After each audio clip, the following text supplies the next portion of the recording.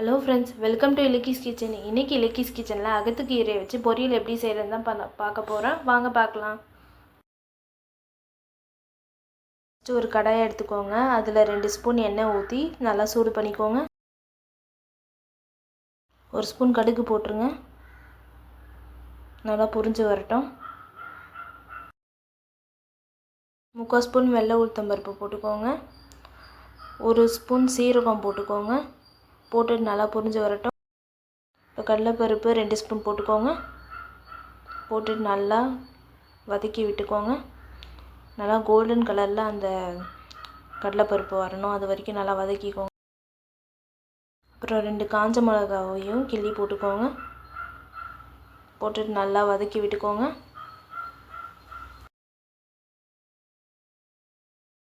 இப்போ ஒரு வெங்காயத்தை நல்லா பொடிசாக கட் பண்ணி அதையும் சேர்த்துக்கலாம். சேர்த்துட்டு நல்லா வதக்கி விட்டுக்கோங்க. கடலைப்பருப்பு நல்லா கோல்டனிஷாக வந்திருக்கு பாருங்கள். இப்போ வாஷ் பண்ணி வச்சுருக்கிற கீரையை சேர்த்துக்கோங்க. அகத்துக்கீரையை சேர்த்துட்டு நல்லா வதக்கி விட்டுக்கோங்க. நல்லா வீடியோவில் தெரிகிற மாதிரி வதக்கி விட்டுக்கோங்க. நல்லா ஒரே சரியாக வதக்கணும்.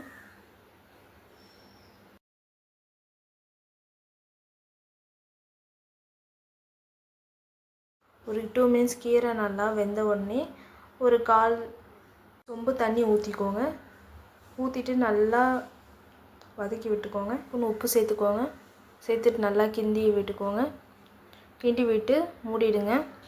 அந்த தண்ணி ஊற்றிருக்கோம் இல்லையா, அந்த தண்ணி நல்லா உள்ளே அப்சர்வ் ஆகணும். அது வரைக்கும் நல்லா கிண்டி விட்டுட்டே இருக்கணும். அப்பப்போ தண்ணி பாருங்கள் ஓரளவுக்கு இழுத்துருச்சு.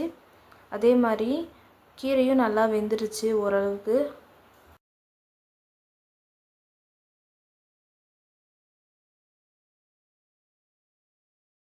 இல்லை தண்ணி நல்லா இழுத்த உடனே துருவி வச்சுருக்கிற கொஞ்சோண்டு தேங்காவை சேர்த்துக்கோங்க.